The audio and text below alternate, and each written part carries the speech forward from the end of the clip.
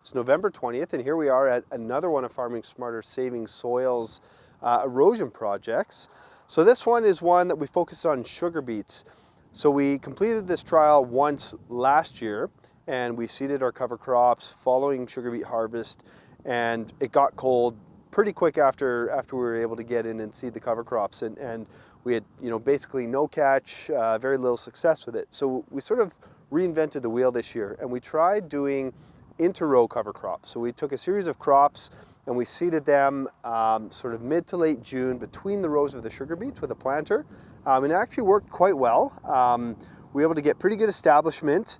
One of the challenges that we had was some of these crops really got choked out by the sugar beets late in season, to the point where there wasn't really a whole lot left to protect against erosion after harvest. But you can see at our trial here, we're probably about a month after harvest, and yeah, pretty interesting to see the results. The way the sugar beets are dug, the beets come out, but the space in between the sugar beet rows where our cover crops were seeded remains relatively untouched. So those cover crops, where they did get established, they're still there. The challenge here is that when the sugar beets are topped, it definitely knocks back the cover crops, right? All that plant matter, whether it's sugar beet tops or cover crops, all get mixed in together, and then all that top and the dirt gets thrown on top of the cover crops. So while they still are there, and in a few cases they've grown through, they're peeking through that debris and soil material, but in a lot of cases they're completely covered up, but the root matter is still there and kind of holding the soil together in some ways. So what we'll be doing is monitoring this throughout the winter and seeing, is that root matter that's holding the soil together, will that be enough to prevent against erosion?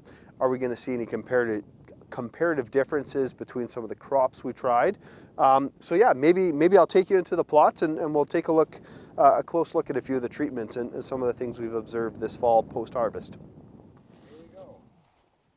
So this is our fall rye. So the first couple plots I'll show you is sort of the best case scenario for the cover crop. We're on the edge of the field, a little less moisture. The sugar beets didn't grow as well, which meant the cover crop actually did pretty good. And we've even got this fall rye, it's still growing, it's peaking up. So seeded in June, peaking up through the plots. And in fact, when I dig through, so we've got our sugar beet tops, but there's quite a bit. And even these skeletons, right? They're rotting, but they're still in place. And these aren't rotting at the same pace they might, say, in June, right? We don't have the same heat, probably not the same moisture, so that decomposition process is a little slower. So, which is a positive. So it gives us a better chance. Like I can tug on this a little bit. There is root matter holding this together. So yeah, it's something that even, and then you get something like this that's completely buried, but still, has found a way to stay green. So, so our cereals tended to turn out like this. The catch, so to speak, or the survival, or what remains has been pretty variable across the plots. But, yeah, you get spots, our winter wheat here, same thing. We've got some peeking through. And if I were to dig in, look at this. We've got this plant matter still in place. This is pretty solid root matter clinging to the soil. So it's better than nothing that we might have without trying this. So cereals seem to have worked fairly well. What's this one? This is spring barley. You can go up here. So spring barley, kind of the same thing. And if I dig in, right, again, these are in plots where the sugar beets struggle to grow well. So this isn't really a realistic scenario. It's probably going to be not as robust in a lot of a field if you tried it, but they're in place, and there's some root matter kind of holding the soil together. So looks like there's some potential for this. This next plot is corn. Now, the big caveat with corn was that it really competed with the sugar beets. So we could see in the sugar beets, in their leaves, they're a much lighter color. They were battling this corn for nitrogen all season. We thought it might be a nice fit because it's Roundup ready. So of course, when they are, they're cut off they're chopped off when they're harvested, but you've got all these stalks, and the seeding rates, it's not as high, so you don't have as many stalks, but they are in the ground, holding it together a little bit. My sense is this is probably not a viable option. One, it really damaged the sugar beets by having that corn compete with it, and two, I just don't think we're going to get the erosion prevention with corn that we may with some of the other options. So here's our winter lentils. So the winter lentils aren't popping out, but just about everywhere, when I dig this top off, I've got these winter lentils are in place, and the winter lentils actually grew quite well. Like the winter peas basically didn't grow at all. It was just about unsuccessful. Very, very few places, but the winter lentils did pretty good. There's even spots where they're a lot smaller, but again, we dig under this debris and we've got these, it's been a month and they're still green, they're still hiding under there. And, we've got some root structure in place, hopefully preventing erosion. So again, keep an eye on that over the winter. That's lentils. This must be peas. So let's see, we'll go here.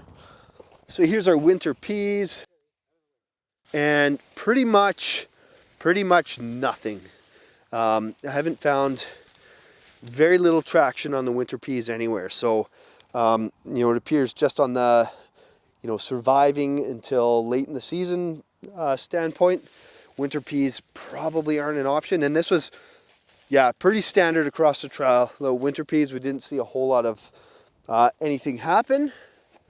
And then the last one would be our Sudan grass. And so this is the sorghum Sudan grass. So here's an example of where the Sudan grass really did well. Again, where the sugar beets weren't very competitive, but they were quite tall. They grew through, there's a bunch in place in there. And they breached this soil surface, so they are, giving some amount of control. So to sort of sum it up, our results were pretty variable across the trial. These are relatively big plots. They're 20, 30 meters long, and there's spots where our cover crops took off and spots where they didn't get established at all. So, and a lot of it had to do with how competitive the sugar beets were. That was kind of the biggest limiting factor. So there's a couple of things we're thinking we'd like to try next year. We're interested to look at seeding them maybe a little bit sooner. So, instead of seeding in late June, can we seed them, even a week or 10 days sooner? Because they had very little time before canopy closure to really get established. So, you get an extra 10 days, you get a little more growth before they get choked out.